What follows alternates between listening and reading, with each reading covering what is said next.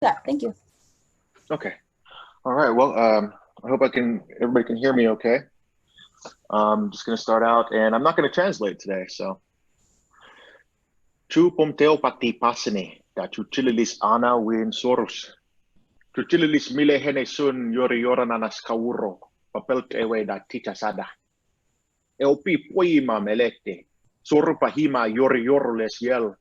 Yoropa motomin winma. Doyu peuni. Doyutla. Pelehero perileokas. Herkusai hoyobo wino. Hekusai motomin win. Pile cheket ka wurbos. Hoimas so wuro I leyen no patwentewe. Chuho lananas naiticha namen hoyobo wino yalai nat. Lomo e tlube. Willebo da pe mata tewehem. Willebo di yorawin. Willebo di namen win. Willebo di cheket dihisel eosani. Willebo di pele cheket win. Loibale, serbale, hoyobo winle. Tachu. Wille lelusa na chile da panao henesa dihitla. Oh, Willebo, thank you. Oh, yeah. Thank you, Leland. So with that, Tingas Chuan, very beautiful. Thank you for sharing, Patwin, and thank you for sharing that opening. What we're going to go ahead and go from here today is we're focusing on sentences, and we have our presenter, Crystal Richardson, who, let's see here, I believe she's on. Crystal, you're on, correct? Yeah, I'm here. Great. So we're going to go ahead and have Crystal give a review and also field any questions and answers that are needed regarding sentences. Crystal Richardson is a Kaduk linguist and someone who's been working on language her entire life. I'll go ahead and pass the baton to you. Do I need to give you some sort of privileges to do that? I think I need to be a co-host so that I can share my screen. Okay, so let me go ahead and see if I can do that. So you are right here. More. Let me find you. Sorry, I talk when I'm looking through my computer. Thanks.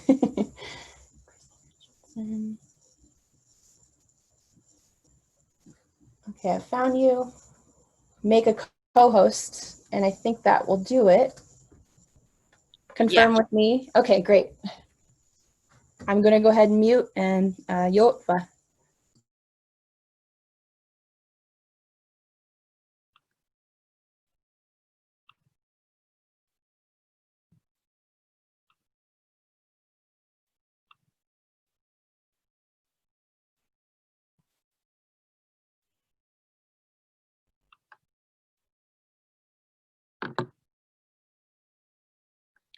Okay, can everybody hear me?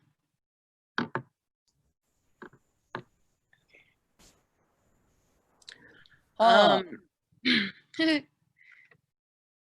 like to start my PowerPoints and my presentations with this picture, because this picture is a dress held in an archive back east in Washington, D.C. And when I went into that archive, I got to see a lot of Indian treasures from Northern California that have been taken and almost kind of displaced. And I took this picture and I turned it into art, and I put it at the head of all my presentations, because even though that dress may never be repatriated, it still gets to come home, and in my presentations it can dance for the people. So that's what Indigenous people do at archives. We go and we see what there is to see, and we try to think about what we can take home and what we're doing with the language right now is we're gathering our documentation and we're gathering our words, and we're going to take those words home so that we can use them with our families and with our communities, and we can use them for cultural revitalization. My presentation is called Sense into Sense, and it's a sentence creation story. And this is me, Nanithwayum Uchnahich, Karunani Abhantinahich Ithwaiti, Wamura Crystal Richardson. So my name is Little Wild Strawberry, and my other name is Crystal Richardson. I'm going to talk with you all a little bit today about language reclamation, and we'll review linguistic systems of measurement, and then we'll go over a Western model of sentence making, and then we'll get into what I call making sense out of sense, which is basically my sentence creation story. And at the end, we'll have a little bit of time for Q&A. So what is language reclamation? Language reclamation efforts have flourished over the last few decades. It is a process that can include the revival of a dormant language through the use of documentation and the cultural revitalization efforts of a re-emergent heritage language community. Those involved can include parties such as linguists, cultural or community groups, or governments.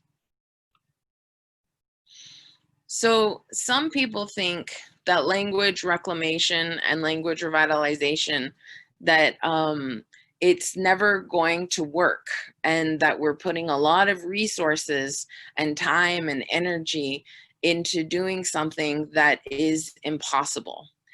To the skeptics, I would say, according to the laws of physics, a bumblebee should not be able to fly. But no one ever told the bumblebee, because he flies everywhere. So when we're doing our language reclamation and our language revitalization in our communities, we can be successful, and we should be really proud of the work that we do and the words that we speak. But how does it work, this language reclamation? Well, if we use linguistics as a tool to help us revive our languages, we can think of it as systems of measurement. And so phonetics, which we went over at the beginning of Virtual Breath of Life, is the study of the sounds our mouth makes. Sounds which can be represented in notation form by writing systems like the International Phonetic Alphabet, which is one sound, one symbol. Phonology is the study of the smallest structural unit in Indigenous languages. So that would be the study of the phonemes and what they do, like the sounds like A and E, and how those little tiny sounds change when they're put in different environments. And then morphology, what we were working on last week, is the study of sound and meaning combinations that build words. And words would be a mid-sized structural unit.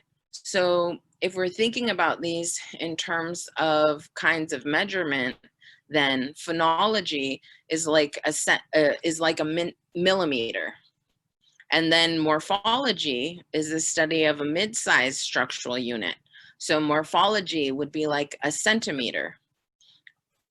And so for syntax, syntax is the study of the relationships between words. Words would be our mid-sized structural unit in a sentence. So a sentence is a large structural unit.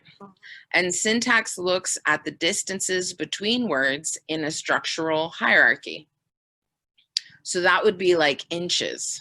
So looking at syntax is looking at a whole bunch of millimeters and centimeters, and that would be syntax. And lastly, we have semantics, which is the study of those meanings embedded in the languages we speak. So that would be like a yardstick. Linguistic science is the descriptive study of languages. It is not supposed to be a prescriptive science. So you can't take 2 pills, add 1 linguist, and you'll solve language. And yet, to describe the relationships between words in a sentence, sometimes the linguistic format and theories can become very prescriptive. So we're going to look a little bit at a Western model of sentence making. I call this the banking model of syntax.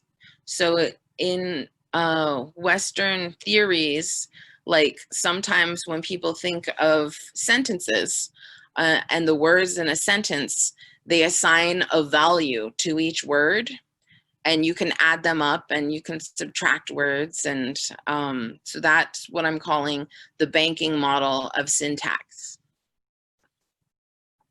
So in the banking model of syntax, here are a few lexical categories.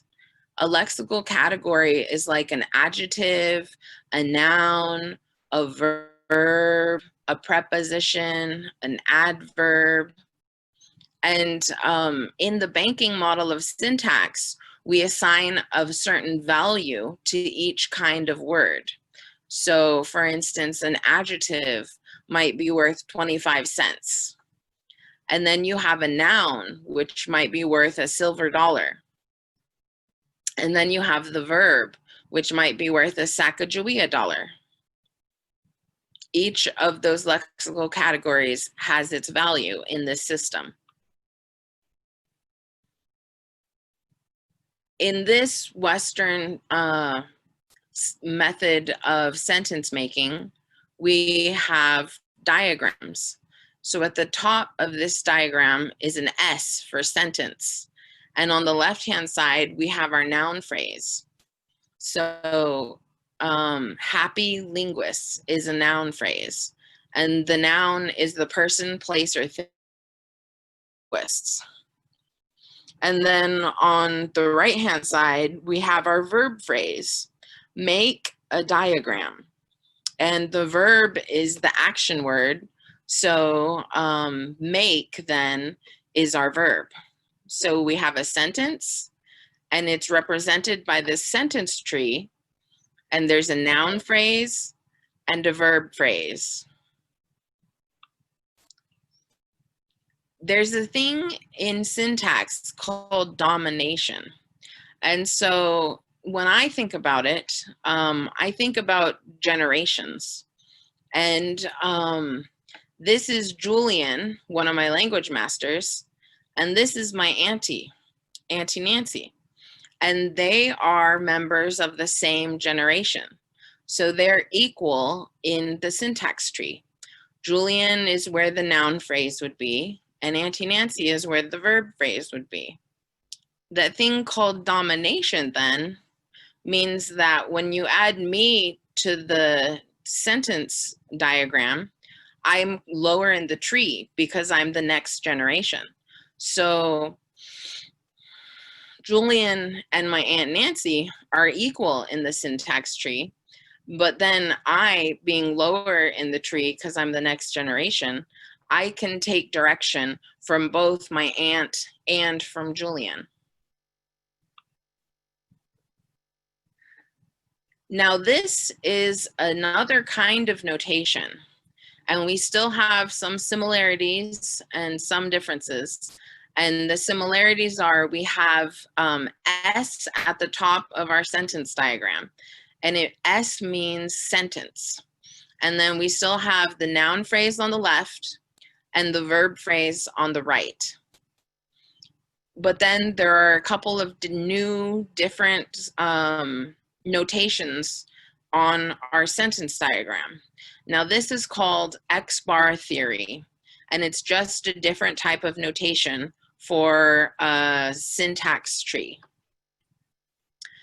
And this sentence, colorless, green, ideas, sleep furiously. So if we think about that sentence, it's grammatically correct because all of the components of the sentence are in the correct order and it's in the correct format, so it functions in this syntax diagram.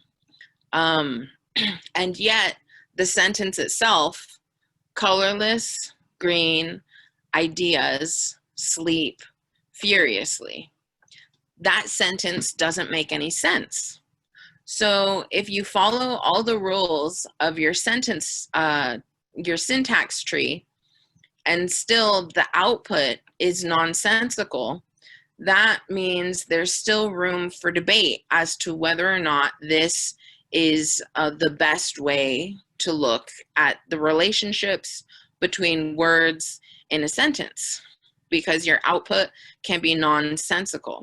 So there's a little bit of room for debate there about the format. This is a longer sentence. Edward ended up seeming like himself.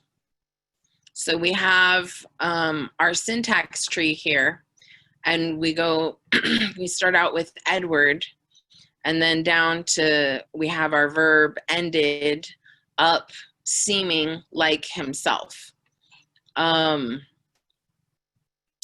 So there, yet again, we are looking at the distances between the words, and you'll see the words in blue. And there's a lot of information about what's happening in the relationships between the words in a sentence. And a syntax tree like this might take somebody a half an hour to do. But this is just another form of notation. And it's a different way of looking at the relationships between words in a sentence using a syntax tree. So making sense out of sense when every word has a particular value. I just wanted to say real quick, the first time I went to Breath of Life, I was completely overwhelmed. I was afraid to ask my linguist partner for help, and I was embarrassed because I hadn't been taught English grammar in schools. I thought I should have known things like, what is a transitive verb? What does present progressive mean? And what is a preposition? For those Indigenous languages without active speaking communities, Breath of Life conferences have become an option for heritage language learners to study their mother tongue.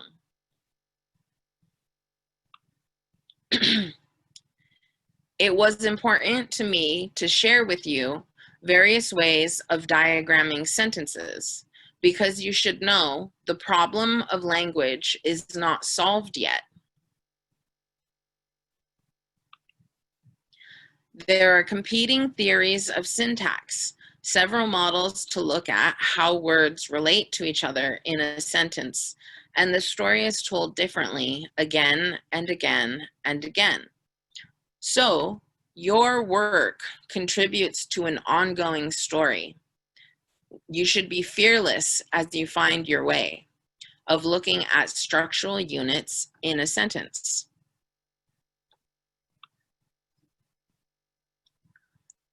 When it comes to exploring the relationship between words in my language, for me, the Karuk language is a spoken language. The relationship between spoken words is guided by the relationships between speakers. And to me, that's Indigenous structure. And this picture is a gambling tray, and it represents knowledge for me.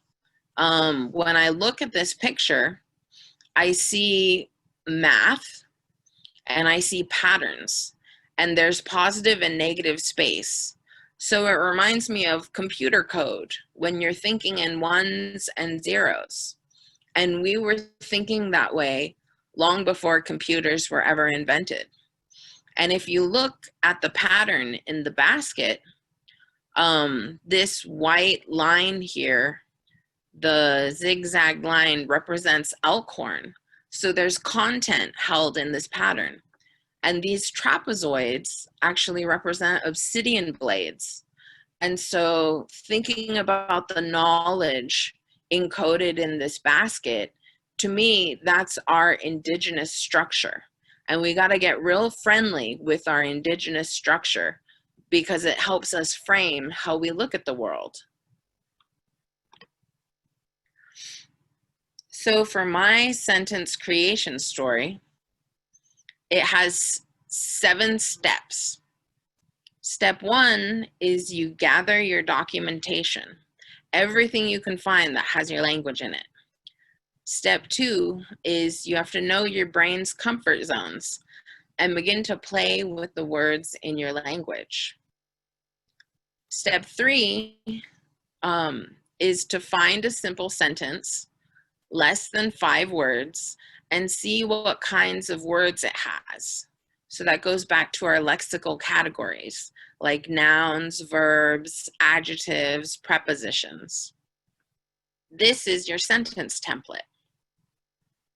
Step 4 is take the first noun, a person, place, or thing, out of your sentence template.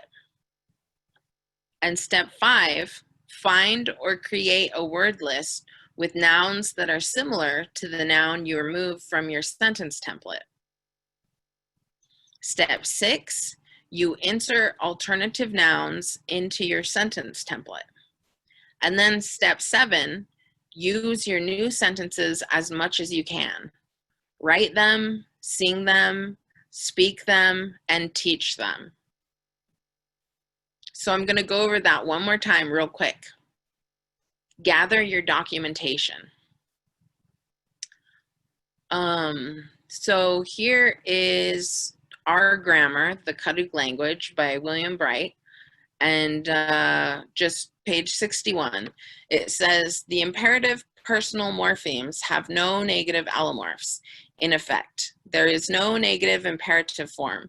A construction of negative imperative meaning can, of course, be formed. This is done on the syntactic level by the combination of the adverb haifat, don't, with an indicative verb form. So there might have been some things in those couple of sentences that we don't understand, but what we can see is here, haifat means don't. So for me, when these sentences were throwing me for a loop, I was able to calm myself down by just looking at the words in my language. So that's what I mean by know your comfort zone. And if you can focus on the data, then you can speak, you can gather new words to speak. So in our data, there's a story about Indian food. Step 2, know your brain's comfort zones and begin to play with the words in your language. So here, I was looking at all of the sentences and I found one sentence that had 3 words.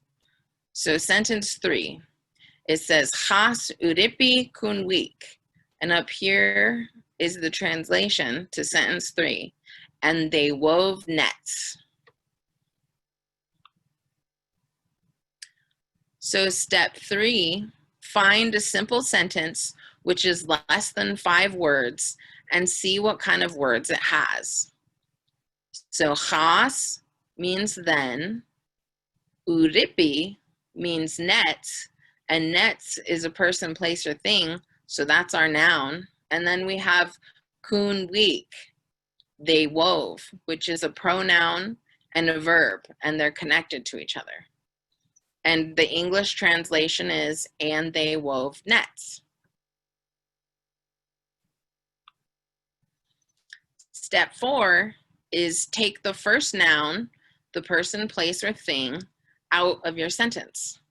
So then if I look at my sentence template, I have khas, which means then, and then a blank.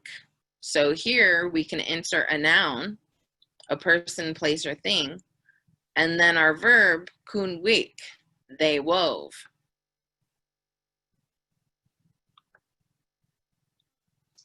So step 5 in my sentence creation story is find or create a word list with appropriate similar nouns to the noun you removed from your sentence template. So my verb is kunwik, which means they wove. And you can weave nets, but you can also weave baskets.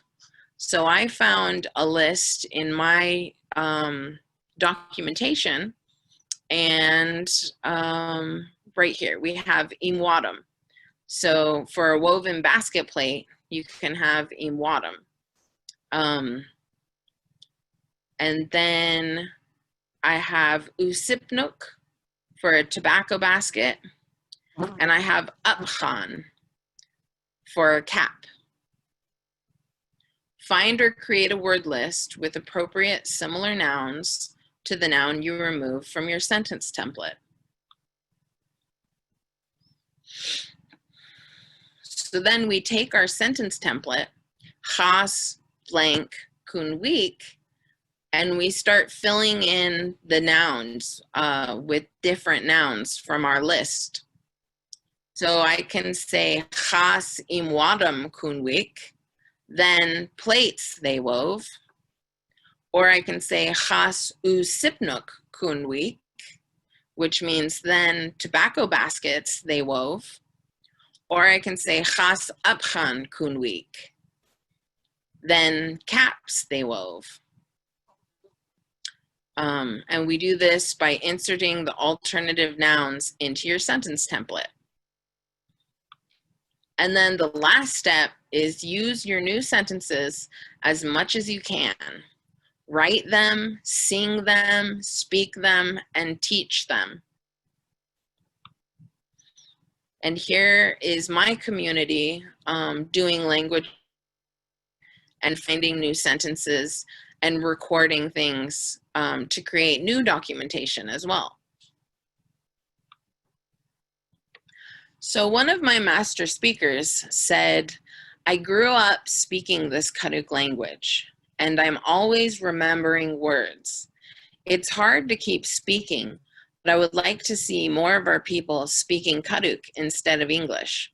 Singing travel songs helps me keep at it, remembering my language. So can I get people to follow along with me real quick? Okay, say it after me. Pipi, Pami, Wena. Pipi, Kami, Wena. Kai, Ishtuk, Idu. Is Chukaizo Fidu. Perfect. So that, thank you very much. So that is 2 sentences. So I found 2 sentences, and then I created a song the first time I was at Breath of Life. And the song goes, Pipi Pami Wena, Pipi Pami Wena, Pipi Pami Wena, Chayeshtukiru. Pipi Pami Wena, Pipi Pami Wena, Pipi Pami Wena, Chayeshtukiru. So that song then, it has become a gathering song that I gave to a couple of basket teachers in my community, and they taught it to a bunch of little kids. And then those little kids taught the song to their parents and their siblings. And so now I hear that song in my community a lot. And it's something that I was able to give back to the community so that people would have their own gathering song. So for our breakout activity, if you guys could work together with your linguist partners, and take about 10 minutes to find simple sentence templates from your documentation. That's the activity that we're going to do. And then spend another 10 minutes compiling a word list of either alternative nouns, or if you've already done alternative nouns, you can look at alternative verbs to fit into your sentence template. And for those of you who already did the homework, or if you're an advanced group, try putting 2 sentences together to make a song, because that song is something you can record on your cell phone and you can start giving it to people in your community right away. So that is the breakout activity for our sentences. And this is my references. And does anybody have any questions?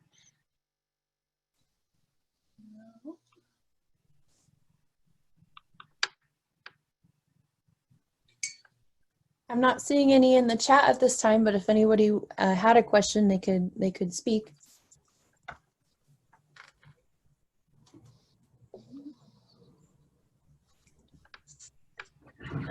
Yes, I have a question. Hello. Yeah. Hi. My name's Elizabeth, and my language is Lasenia. So the sentence that I chose, in English, it has 5 words, but in my language, it's only 2 words. And so it's the woman is making baskets. And in my language, you say, Shonal Tonavik.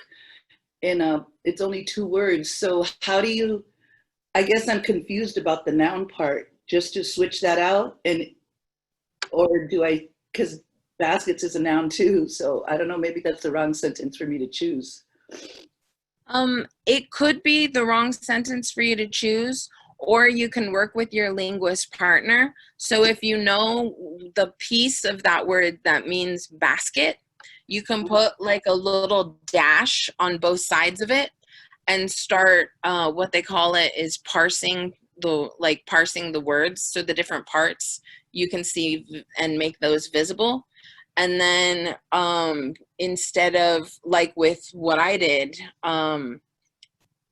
my verb was kunwik, which was a pronoun and the verb. So kunwik means they wove, and it's 2 words in English, but it's only 1 word in Karuk. And so you can put a dash at the both sides, at the beginning and at the end of the piece of that word that means baskets. And then so then you can find look at your documentation and try to find different words that you could put in there. So they were weaving baskets, they were weaving a cape, they were weaving a floor mat. So then you take those nouns and it's called replacement frames, and you try to replace the word for baskets with a different noun, so that then you get your new sentence. Okay. Does that make sense? Yeah, so I should probably take the word woman and change woman to maybe they, or I don't know. Did I understand that right? Just to work with the basket part, or I don't know. Yeah, I'm confused. Sorry. Well, when you look at your word for their weaving baskets, what you do is try to isolate the piece of the word that means basket. Okay. And then you can take that piece of the word that means basket and try to replace it with some different nouns, so that you create more sentences that you can use. Okay, got it. Thank you. Welcome. Or you can change the noun from that woman to my grandmother, the man, the child. You know, that you could go from the other end too. All right. Yeah, you could. And that's also going to give you different sentences that you can use. So what we're trying to do is go from having one sentence, and then the result is we end up with 4 sentences at the end. So that just increases your ability to talk to people. Okay. Thank you. You're welcome. Are there any other questions?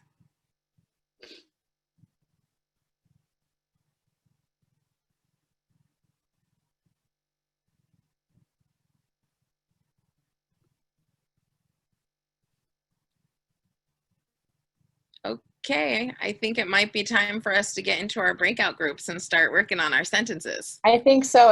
I think people have questions for their LPs, and it'll be really good. Thank you so much, Crystal, Yotfa. You're welcome. What do you have? All right, so we have just about half an hour to 40 minutes to work on this topic of sentence making. I have some quick questions before we jump into breakout rooms. And let's see, I think I have assigned everyone breakout rooms. I do have a quick question if Dakota, Nomlaki, and if any of the Nomlaki group wants to do it in 2 parts or 1 part today. If not, I can jump into the group and ask. I'll go ahead and jump into the group and ask. Can we start in one Nomlaki group and then split up after coming together for a bit? Yeah, that sounds great. Okay, I think I'm going to go ahead and I'm going to open the groups, and sorry, this is my first time doing it. I'll go ahead and hit it now, and everybody should be able to go to their rooms. Zathia.